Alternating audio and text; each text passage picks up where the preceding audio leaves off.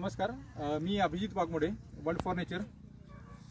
तर आपल्याला कोल्हापूर कळे आणि कळे ते गगनबावडा ह्या रस्त्याच्या कामासाठी आपण जी झाडं तोडलीत त्यासाठी आम्ही अखंडपणे पाठपुरावा करत होतो.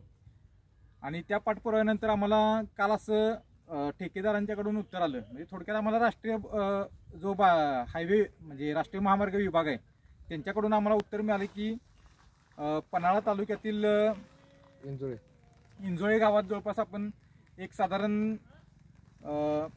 12.5 हेक्टर म्हणजे जवळपास 30 एकर एरियामध्ये त्यांनी पर्यायी वृक्षारोपण केले. ते पाहण्यासाठीच आम्ही आज आलो होतो.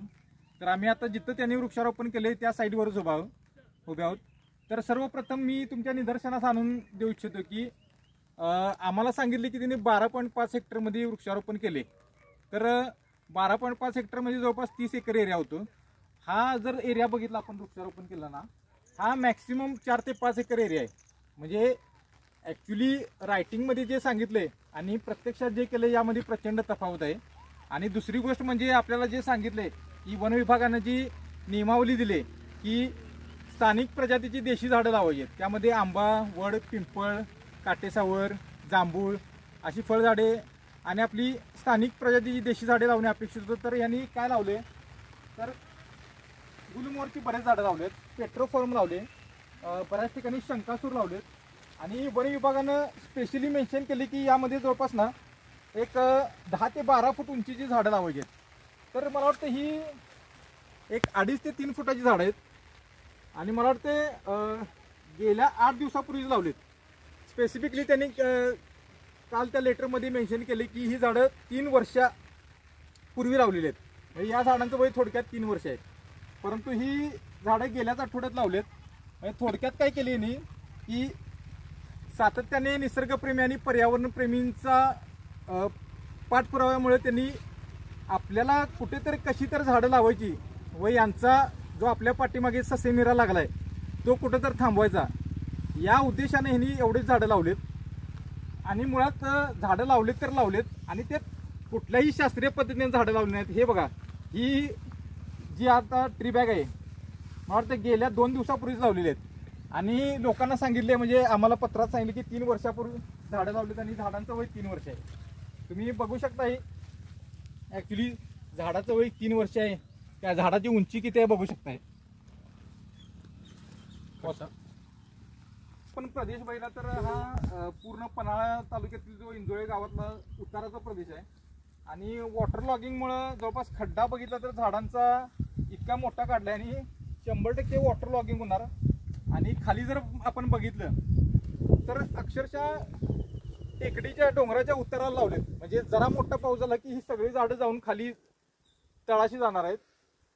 त्यामुळं ह्या झाडांचा तसा शास्त्रीयदृष्ट्या काहीच आपल्याला उपयोग होणार नाही. फक्त एक लावायचं म्हणून झाड लावणे आणि आपले सोपस्कार पूर्ण करणे हाच याच्या पाठीमागे मुख्य उद्देश आहे.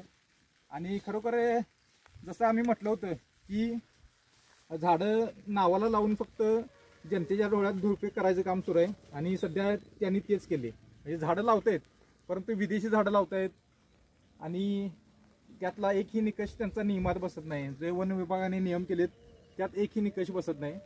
त्यामुळं अशी एकंदरीत सगळी परिस्थिती आहे. माझी वन विभागाला एकच विनंती आहे की आम्ही स्वतः एक निसर्गप्रेमी म्हणून आम्ही इथं आलोय. आम्ही सगळी झाडं बघितलीत तर त्यांनी इथं येऊन सगळी झाडं बघावीत आणि आपल्या निकषात मुळात ही झाडं बसतात काय ते चेक करावं, त्याची तपासणी करावी. त्यांच्या निकषात बसणारं एकही झाड इथं आम्हाला दिसलं नाही. फक्त मला वाटतं 2 ते 3 झाडं जांभळाची तेवढी दिसलीत. आणि झाडांची उंची 10 ते 12 फूट आवश्यक आहे.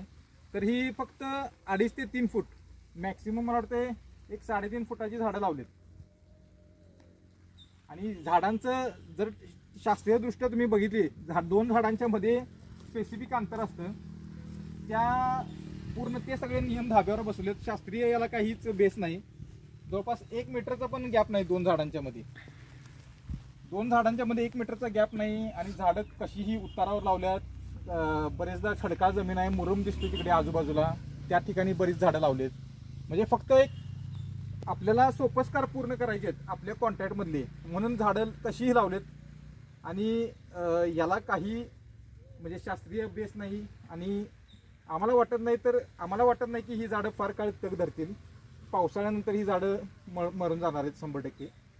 आणि मुळात वन विभागाने यात कटाक्षाने लक्ष घालावे. आम्ही ही गंभीर बाब त्यांच्या